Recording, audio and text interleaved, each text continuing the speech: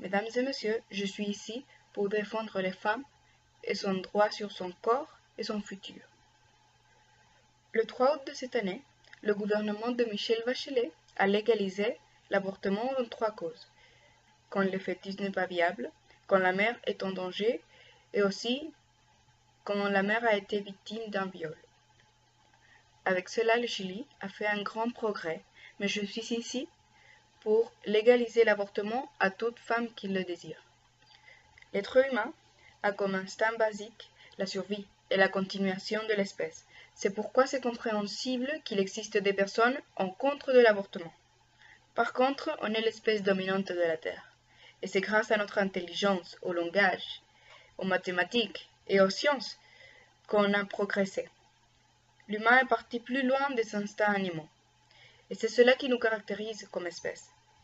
Après avoir écouté des débats et investigué sur les arguments des personnes en contre de l'avortement, je peux citer les plus forts. Tu es en train de tuer quelqu'un.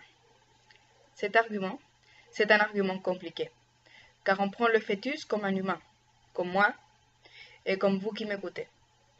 On doit donc analyser comment un fœtus devient et passe à être une personne. Il y a un grand débat sur cela, mais la réalité c'est que le fœtus est un humain. Il est vivant, mais est-il conscient? Un fœtus a une 4e partie du cerveau qu'il aura dans le futur. Et pendant ces 3 premières années, son cerveau augmente de 2 fois son volume. C'est ici où il devient conscient. Donc, un fœtus est un être vivant. Il est un humain, mais il n'est pas indépendant ni conscient, comme pourrait l'être une cellule ou une plante. Un autre argument contre, c'est le fœtus n'est pas coupable de n'être pas voulu par sa mère. Cela est vrai, mais le fœtus n'est pas capable de penser cela. Et ici, on va vers le 3e argument. Alors tu peux le donner en adoption si tu ne le veux pas.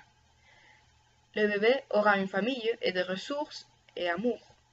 Mais il y a 2 facteurs auxquels on ne pense pas. La mère et le futur de l'enfant. Le corps de la mère ne sera jamais le même.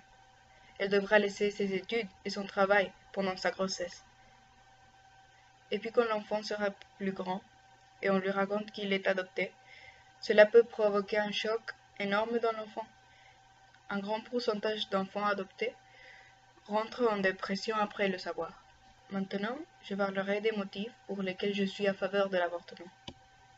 En premier lieu, un enfant ne sait pas comment acheter quelque chose. C'est une vie et c'est une énorme responsabilité.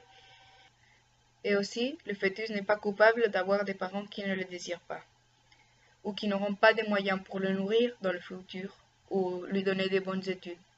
Alors, c'est préférable d'obliger quelqu'un à avoir un enfant qui ne va pas être voulu, qui ne va pas avoir un bon futur. Un enfant a le droit à une correcte éducation et à un bon milieu de vie, chose qu'il n'aura pas. En concernant la mère, c'est un grand change pour son corps. Son corps ne sera jamais le même. Une grossesse laisse des marques.